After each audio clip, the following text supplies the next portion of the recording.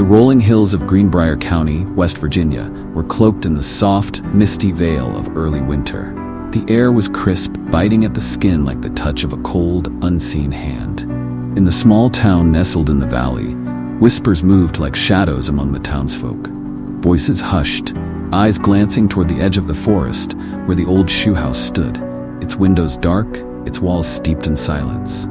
It was there, in that lonely house on the outskirts, that the story had begun. The house where Zona Heister's shoe had lived and died. Zona had been young, vibrant, full of life. Her beauty was known to all in Greenbrier, her dark hair cascading over her shoulders, her eyes bright with dreams. She had married Edward Shue, a blacksmith with strong arms and a charming smile. To the townsfolk, they seemed happy enough, despite the hurried nature of their courtship. Yet, less than a year after they exchanged vows, Zona was dead. The news spread quickly, carried on the cold wind. They found her lying at the foot of the stairs, her body contorted in an unnatural pose, her head twisted at an odd angle. The doctor arrived soon after, but Edward's reaction struck him as strange. He had pulled Zona's body into his arms, cradling her like a child, his face wet with tears that seemed almost performative. He had refused to let the doctor examine her properly, insisting she had simply fainted, fallen, struck her head. His eyes were wild, desperate, pleading. The doctor, flustered by Edward's intensity, performed only a cursory examination. He saw the marks around her neck, but dared not challenge the grieving husband. He recorded the cause of death as everlasting faint, a vague, almost poetic term that meant nothing at all. And just like that, Zona was laid to rest, her coffin closed, her body shrouded in mystery. But Mary Jane Heister, Zona's mother, was not satisfied. She had never trusted Edward, not from the moment she first saw him. Something about his eyes, the way he held Zona's hand too tightly, the way he spoke with too much charm, too much force. And now her daughter was dead, buried beneath the cold earth, and there were questions. So many questions that gnawed at her mind, haunted her dreams. Mary Jane began to pray, to plead with God to reveal the truth. Every night she whispered into the darkness of her small, drafty cabin, her hands clutching Zona's old shawl, her tears soaking into the fabric. She begged her daughter to come to her, to show her what had happened, to tell her the truth. And then one night, Zona came. Mary Jane was lying in her bed, the room cold, the fire in the hearth nothing more than embers.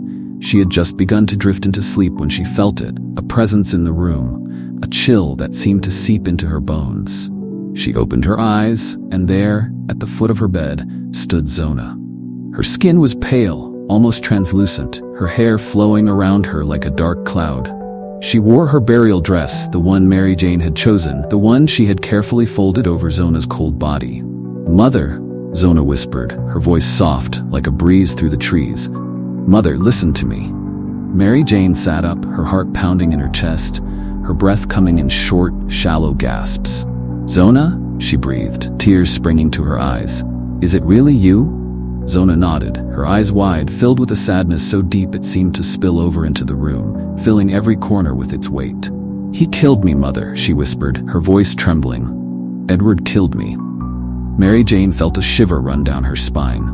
"No," she whispered, shaking her head, not wanting to believe, not wanting to hear. But Zona stepped closer, her form flickering like a candle flame in the wind. "He crushed my neck," she said, her voice growing stronger, more insistent. "He broke it with his hands." Mary Jane gasped, her hand flying to her mouth, her eyes wide with horror.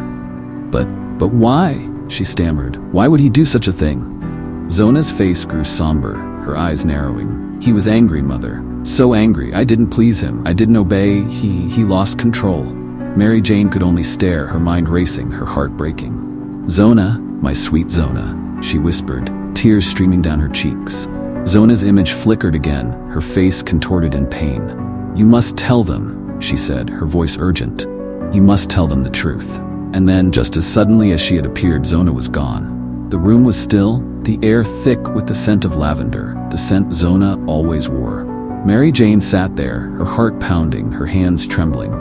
She knew what she had to do. The next day, Mary Jane went to the local prosecutor, her face pale, her eyes filled with determination. She told him everything, about the ghost, about the vision, about the marks she had seen around her daughter's neck. At first, he dismissed her as a grieving mother lost in her delusions. But Mary Jane was relentless. She demanded an investigation, a proper examination of her daughter's body. Finally, the prosecutor relented, if only to quiet the rumors spreading through the town. Zona's body was exhumed, and the examination was performed. When the coroner removed the scarf Edward had insisted she be buried in, he found it. The truth, stark and undeniable. Her neck had been broken, her windpipe crushed, her spine snapped between the first and second vertebrae. Edward was arrested, his face a mask of shock and outrage. He protested his innocence, but the evidence was clear, and the testimony of Mary Jane, her calm, steady recounting of her daughter's spectral visit, was enough to sway the jury. He was found guilty and sentenced to life in prison. But the ghost of Zona Heaster-Shue did not rest. She was seen again and again by those who dared venture near the old shoe house. A flicker in the window, a pale figure standing at the top of the stairs, her eyes wide, her neck twisted at that impossible angle. Some said they heard her voice on the wind, whispering for justice, whispering for peace. And the house itself seemed to pulse with a cold, dark energy, the very walls seeping with a sorrow that could not be undone. Those who lived nearby swore they could hear her weeping in the dead of night, a soft, mournful sound that echoed through the valley. Even now, when the wind blows just right, you can hear it, a faint whisper carried on the breeze, a cry for justice, a cry for peace. And if you listen closely, you might hear her name, Zona, Zona, forever haunting the hills of Greenbrier, forever seeking the truth that set her spirit free. But the dead, they say, never truly rest. And somewhere in the darkness, her eyes are still watching, still waiting,